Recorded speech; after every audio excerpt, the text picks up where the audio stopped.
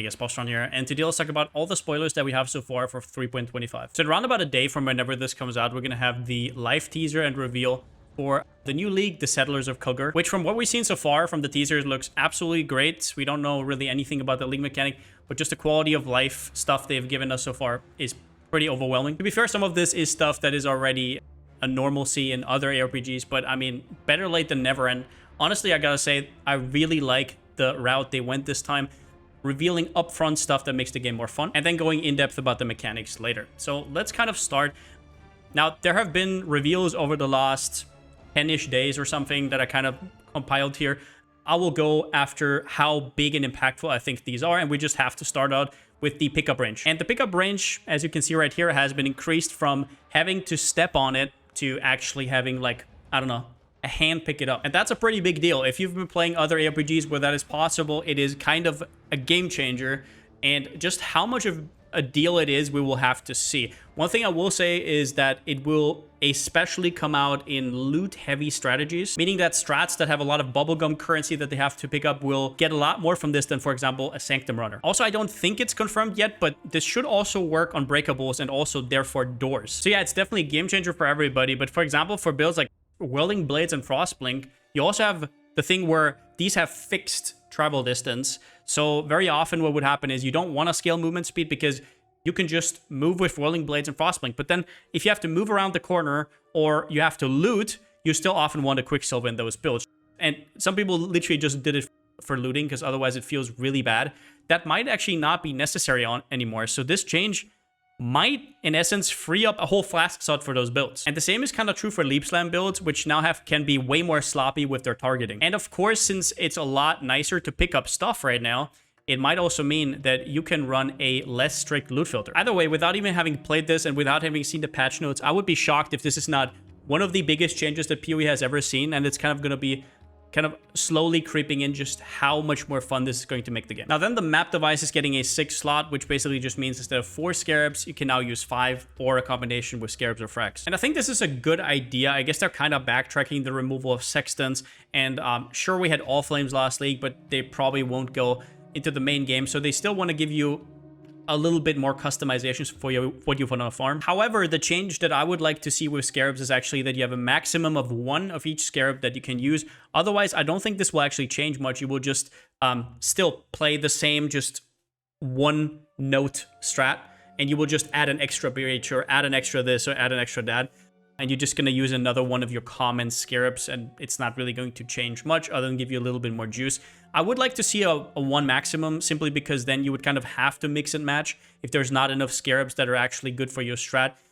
And I think that it would actually help creativity quite a bit. Plus, it would make league mechanics that are kind of synergistic with each other maybe a little bit more interesting. And yeah, that would be a pretty big nerf for some scarabs, but you could kind of just adjust the numbers and be fine. In general, I think this is only a good change. There isn't really anything else to say about it. The only thing I would say is that we're going further and further from kind of the old Alk and Go playstyle that is less and less incentivized because scarabs are now just so goddamn cheap.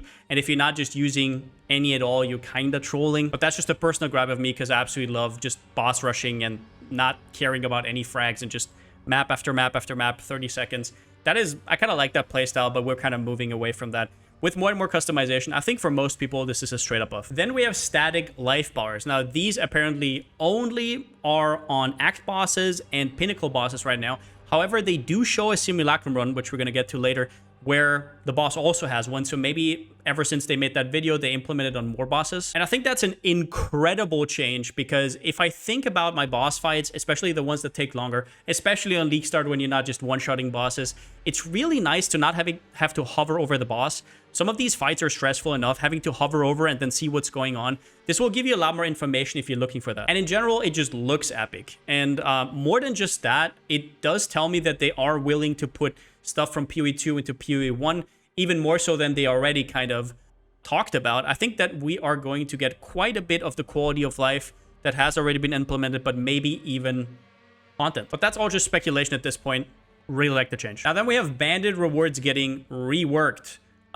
Straight up, they now look like this. So instead of 2 skill points, you now only get 1, and your trade-off for that is 15% all res, 8% movement speed, or plus 40 life. Now, if we compare this to the current Bandit rewards, we will see that Alira now only has 15 auras and it lost mana regen and crit multi. I think good riddance for crit multi. It was nice in endgame, but usually in endgame you wanted 2 points because maybe you could fit in another cluster jewel, and the 5 mana regen were extremely strong early.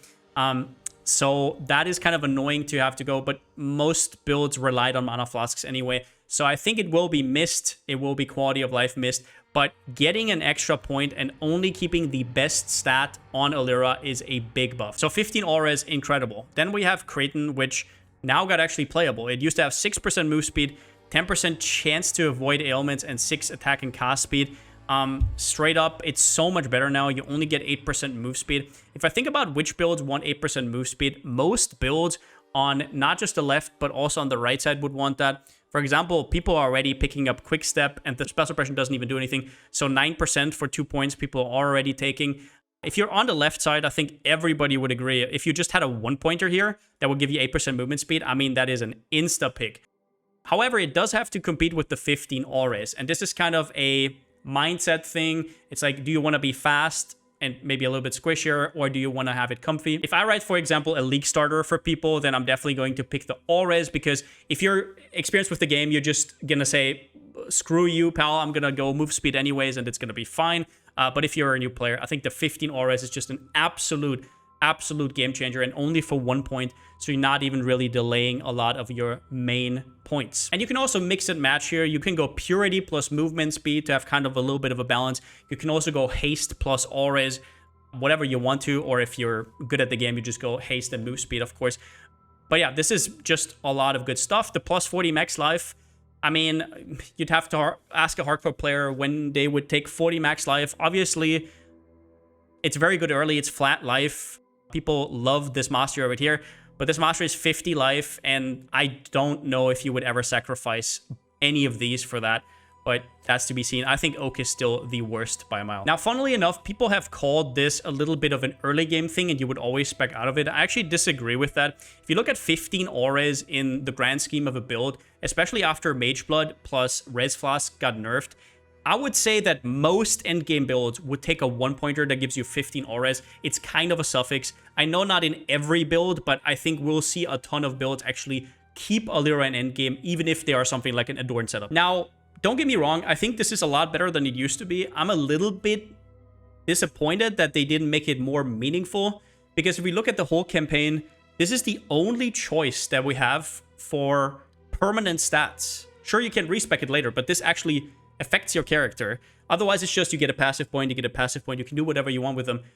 But this is different, right? And it's the only thing of its kind in the campaign. So you would think maybe it has some kind of bigger impact, but it just doesn't. That kind of always bothered me. It's like you make such a big deal out of bandits, and people are asking, what do you go for bandits? It doesn't matter. Like if you misclick 40 life instead of 15 auras, nothing's gonna happen, right? So this choice doesn't really matter. It would have been cool if they made it something more impactful, maybe, I don't know, go for stuff that actually feels good, like, I don't know, extra AoE, make this a ton more movement speed and make it 2 skill points, maybe even 3. I don't know. It just feels weird to me that this exists at all, but still, I will take my 8% movement speed. Now then we have Simulacrum. I have not ran Simulacrums for the last 3 to 4 leagues. I did like a kind of a challenge where I ran 100 in a few days, and it completely burnt me out. Ever since then, I'm not really interested anymore. You had to do 30 waves, now you only have to do 50. However, if you've ever done Simu, you know this is a straight up buff, because the first 15 waves had maybe like 5% of the loot, and the rest was all hidden behind the higher ones. So they basically said that we're expecting that if you enter a Simu, you're gonna have a geared character, which is very true. I don't see anything wrong with this. I think it's gonna be pure upside. Simulacrums are gonna be way more money, and probably the entry cost is going to be way higher. And honestly, this could be a replacement for Sanctum. Whereas in Sanctum, you want fast builds or very specific builds that can one-shot targets. Maybe you just have a very high power level character. Now Simulacrum looks a lot better, especially at League Start. But this will depend on some things, because the rewards in Simus are still very spread out. And sometimes what happens is the League mechanic actually is the best way to acquire everything. In which case, Simu stocks will go down. Either way, I think compared to any other leagues, Simu will be big money. Then we have new Anoints. It's kind of hard to say how impactful these are going to be. The 2 we've seen so far, I don't think are that strong. but they do show me that they want to go freaky with the new Anoints and not just basic, which I like. So that means that down the road we could see some real big ones. Incorporeal is elusive on you, reduces its effect 50% slower, which doesn't really do anything. It gives you a little bit, it's basically just more burst, but in the whole grand scheme of things, over a long time period, it doesn't really do anything. Still, getting your effect up front is still really strong. And elusive is removed from you at 20% effect. It just depends on how much effect you already have. This gets better or worse. I would say I don't really know which build would want this as their Anoint. Usually when I think Anoints, I think anything that would give like 10% more damage to your build, or if you can fit it in another curse, or maybe you want some max res, or I don't know, maybe you need the rest of your spell suppression, or obviously charisma, sovereignty. There's just so many things I would pick over this that I would be shocked. The problem is that currently you cannot refresh elusive anymore. Back in the day, this would have been pretty busted, but right now, But maybe there is some new way to cheese it. And then the second node is quite interesting.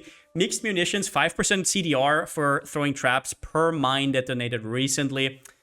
A lot of people have been theorizing about a mine trap playstyle, like mines that throw traps, which is possible. You would double dip on some increased damage, some multipliers. For example, on the tree, there is a few nodes that have both mine throwing speed and trap throwing speed, both trap damage and mine damage. Those would double dip because they're in separate columns. So they would double dip, yes. And you would also have medium cluster jewels. So for example, you could have something like this and kind of double dip with trap and mines, but also trap and mine throwing speed. But at the end of the day, the issue is that the CDR that you get is only really good if you actually have a CDR trap. And if you have a CDR trap, you don't want to throw it with mines because you cannot throw that many mines because your cooldown like kind of stifles you. You just cannot throw them out. Because if, in case you didn't know, if you throw out traps with minefield, they still adhere to its cooldown. So if you throw out 3 mines that have a seismic trap in them, they still remove 3 cooldown charges. And yes, the more realistic version is that you here or there just throw mines randomly, so your seismic trap gets 100% CDR. But then again, that's a really cancer playstyle. And also, if you have no mine throwing speed, that sounds really bad. So once again, we're back to having to scale mine throwing speed on a trap build. I guess one more thing we could talk about maybe that is quite interesting is actually Pyroclast Mine of Sabotage. This one gives kind of an aura buff around it, which is incredible. But you have to remember that you would first have to throw them out, detonate them, and then replace them so you actually get the aura. So I'm not really sure. I'm not really sure any of these fit, but I'm sure somebody's going to figure something out with these. Maybe if we have the context of the patch notes. In general, I think these are great. A lot of the Anoints that we have currently are a little bit wishy-washy. I think Vengeance Cascade is like okay in its current state. Hardened Scars is quite nerfed. Cleansed Thoughts is really wacky. So is Aspect of Stone. I would really like if they keep stuff like Crusader with the Transfiguration of Mind, Transfiguration of Soul and Body, because those are already on a helmet, so it's very unlikely they're going to get removed. They are already kind of in the game. So I think they're going to keep these. They are quite basic, though. Those are the only ones I would like to keep. All the other ones, I mean, yeah. I'm just looking forward to what they're going to be. Now, then we have Atlas Divination card hovers. And the first thing I was thinking when I saw this was, does it have to be this big? I'm not really sure. So I have a little bit of a problem with this. I really hope it's not just a hover. It's maybe you have to press Alt or Shift or anything, because this seems very intrusive.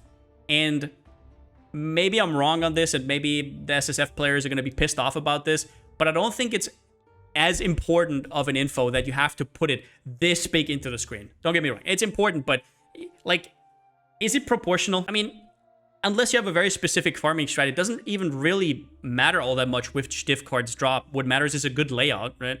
So you're putting this in my face, and if I'm a new player, I'm thinking, oh my god, everything in this game revolves around running the right zones where I can drop the biggest divination cards, and it's just not. It's just kind of weird. I don't know. I should be happy about this, but I would have been happy if it was just somewhere in the corner. I think it's good info to have, but I don't know if it needs to be this in your face. Now, another theme that we've seen, it's not really a reveal, but it's like a small thing in every video, is that dead totems are on the ground, and they look like melee totems. So everybody's assuming that melee totems are gonna get axed, and that assumption is pretty much correct. GG is very, very particular with how they make their videos, even up to what flasks they're using. For example, in one of the videos, they show, I don't know, a diamond flask on a bleed build, which could signal something. Maybe a perfect agony rework. So most likely, they are going to nerf totems for melee builds. However, what would be nice if maybe melee totems are actually an archetype now, because so far they have been balanced around what they can do in a melee build, and it's very hard to get maximum totems. They're kind of out of the way. There's no support for them. I would just love to play an Earthbreaker build where I can just slam down 5 totems and they all volcanic fissure of snaking all around the screen. I'd be totally in for that. I would love if that support gem maybe gets a little bit of a look at. Maybe, I don't know, maybe they get some activation range, because right now they feel extremely cancer to play. One could dream. But other than that, if you now die on softcore, you can reactivate your auras. You don't have to reactivate them anymore. They are just activated per default, which is really nice. Log in with those cast on death portals. Then we also have waypoints automatically activating. Not much to say here. Nice. Now then we have a big one, which is the quality of items. The default quality got changed. So whereas before on weapons, 1% quality would mean 1% increased physical damage, stacking additively with anything that is on the weapon. If it said 100% increased physical damage right here, and you had 20 quality, it would be 120 total. Now it multiply. So it would be your base damage, let's say 100, plus 100% increased, which is 200. And then that goes to 240, actually. So just 20% more at the end. And obviously it scales higher and higher the more quality you get, because there are obviously things where you can get over 20 quality nowadays, which is quite a big deal. Now, we don't 100% know if they're going to compensate for this buff on weapons and they just want to make quality more significant, or if they're trying to already buff melee with that. This combined with another change that we're going to go over in a second actually has a big impact on leveling. Now, there's a lot of things about the quality changes that I won't be putting in this video. Both Sergog and Dreamcore made really good videos about that. I'll link them both in the description. But one standout thing I want to say is about the GG new Fizz weapon. It might be Apex Cleaver. So right now, the way it works is basically, even if you override the maximum quality here, you can still first get the quality and then, for example, get synth implicits. So with the new changes, that would be incredible, even though you do only have the 1.35. This is something we'll have to see. Maybe they're going to remove that. Maybe it's just a bug. It should kind of make sense because you have the mod, then you apply the quality. It probably won't subtract it anymore. This is definitely something to look out for. Not the only thing, but definitely very strong. But then we also have armor, which the armor's basically got 1% more defense per quality. So now if you get something like an armor roll already, that will get multiplied with the quality. Huge, right? Really good change. The issue is that we also know that auras will get nerfed because there has been determination that we saw, which has only half the amount of flat armor. However, it still seems to have the same amount of percentage. So I forgot the exact numbers, but it is round about halved in terms of flat armor, and the percentage should stay the same. Now, I don't know if I fully agree on this change. I totally understand that, especially Grace has been an absolute force on softcore. People have been loving that aura. In my opinion, defensive auras can't really be too strong. I think if you made something where softcore players are actually interested in doing something defensive, you just kind of made it. You made a really good decision there, and I don't think that should be taken away. If you guys remember back in the day, phase acro, I thought that was a very toxic meta. And nowadays, people are on softcore. Like, if you told me that 8 years ago, that people are going to be running around with Determ and Grace on softcore, I would have said, no shot. And now they want to take some away from that and basically put it on the gear with the quality. But that has some issues, like, for example, if you're running uniques and whatnot, and especially on the right side of the tree, losing that flat armor can straight up make Determ go from viable to not viable. And especially since people are already going Lightning Coil and Cloak of Flame mostly, which I hope they don't get nerfed, but they might actually, because otherwise they are now just an absolute no-brainer on right side instead of being slightly better, right? A lot of the time. If that doesn't get addressed, then we're just gonna all be running around with Lightning Coils once again. But either way, I don't know what exactly they want to do with this. It would make sense if they wanted to nerf armor stackers. I don't think that's really necessary though. And as well as that, they could have probably done something else to stop that wouldn't disrupt everything else. In general, I think this change will be quite rough for builds that just wanted to have like 20, 30k armor to not be complete paper against Fizz hits. Those builds will now always go for Fizz taken S, which we don't know if it will survive. yeah, it's kind of weird. I thought it was fine. Not really sure why it needed to be nerfed. A lot of softcore players are probably going to go back to haste now. Going to look for other alternatives if they want to be tanky. We'll see. Another huge change here is quality. On items, how much quality you get from one blacksmith whetstone or one armorer scraps is going to depend on the item level. So for example, he has a low level rawhide boots here at level 1. If he applies the quality, he straight up gets 20 with just one application. But if you look back here on this, he only gets 1% because it's an end game item. Now you might not think this is a big deal, but it actually is. If you've ever leveled a fizz build, if you found a decent fizz weapon, one of the issues is you can't really blacksmith it because it would just be a waste. But like you would have to actually craft it before. And you don't have that many blacksmiths to spend anyways. You just don't want to do it. So now you can most likely just throw one blacksmith on and it's going to get like, I don't know, 17 to 20 quality early. So that's just straight up a huge buff for example, Marauders. However, they also clarified how this is going to go on maps. Now you get 20% quality on a white map with one single chisel, which means it's actually worth, kind of. If you find one and you have problems finding connected maps, maybe it's now actually worth. It's one chisel, 10% for yellow maps and 5% for red maps. This is also pretty interesting for endgame because before you would have to scour, if you would like, I don't know, you have a whole quant tab full of maps, you want to prep for your strat or whatever, you would have to scour first. Now you really don't have to because the rarity doesn't change anything anymore. You can just chisel them all. So in theory, that would save you on scours, which could be pretty damn huge in Solo Self-Found, but also just a nice time saver. And last but not least, I guess, is Valdo's puzzle boxes are dropping more often, which means twice as often, and we all know what 0 times 2 is. No, but in total, I haven't really seen any Valdo's boxes, I'll be honest, last league. So I'm happy they reintroduced it into the game. I don't know what drops more means, and they did say they made them worse. But then he says that then Mark also says the Mage Bloods are still going to be the same drop rate. So I don't know, is he just referring to Mage Bloods, or is it worse but it drops the same amount of good uniques? I'm not really sure what this is supposed to mean. I guess we got drop changes in the spoilers here. It's cool. I think that's a good thing. I think high power builds should have an outlet. I thought personally that would be tier 17s. This might actually signal to me that they're going to downscale tier 17s and have Valdo's like above that, quite above that.